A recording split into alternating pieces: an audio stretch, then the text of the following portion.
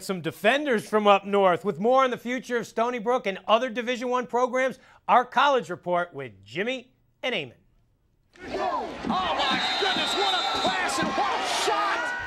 All right, Quickie, as always, joined by our college lacrosse insider, the former Notre Dame captain, Eamon McNaney, as the road to the Final Four is on. May 24th, Gillette Stadium up there in New England. Eamon, we start with the Colonial Conference, otherwise known as the CAA. Last year, a two-bid conference. What about this year? This year, I think they're just playing for one. Last year, Delaware made it all the way to the Final Four, but this year it's a one-team conference, and this tournament will be nothing but an old-school street fight. You look at the scores during the regular season, overtime games, one-goal games. These schools do not like each other. Throw in the fact that they're playing for that automatic bid, it should be a good old-fashioned street fight. Hofstra has a nice RPI with tough losses to Army, North Carolina, and Princeton. And, of course, that win over Johns Hopkins looking better now.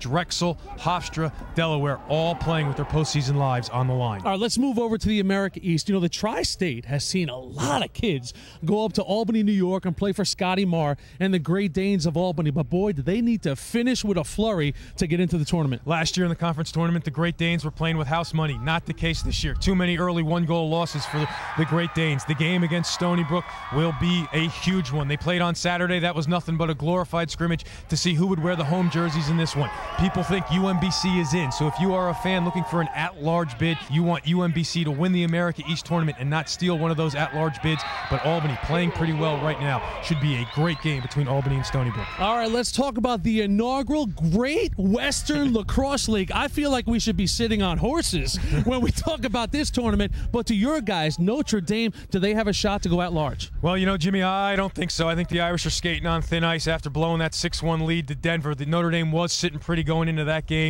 Ohio State has a big win over North Carolina, and the Buckeyes beat Denver. So I think if you're Notre Dame and you want to secure a spot for the third straight year, you have got to take care of business in Michigan this weekend. The Irish have some nice out-of-conference wins over Drexel, Albany. Those are nice wins, but they don't have any statement kind of victories. The loss to Denver's tough. The out-of-conference schedule is weak. The Irish need to wrap up things on their own and win the automatic qualifier. Real quickly, ACC, great job by Matt Danowski out of Farmingdale High School. Third time in his illustrious career, he is the ACC Player of the Year. There'll be a bevy of teams coming out of that conference in the tournament. Yeah, it looks like all four are getting in. North Carolina slipped sliding away, but they got the win at Hofstra at home.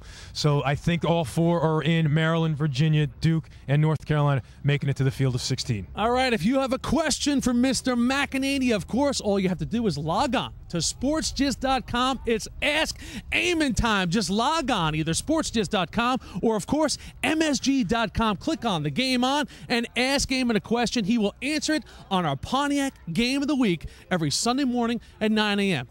Gotta love that photo of you. It works every time. You don't like the idea of doing the Great Western Lacrosse League on horses? I love it, Jimmy. I love the Great Western Lacrosse League. Yippee-ki-yay, quick. All right, I'm not going there. SportsGist.com. Hey, they connect athletes with experts. You got to get involved. These guys love what's going on in lacrosse. Coming up, you think the Long Island Expressway can stop a rush? Well, the LIE has nothing on Chaminade's big fella, Nolan Hickey.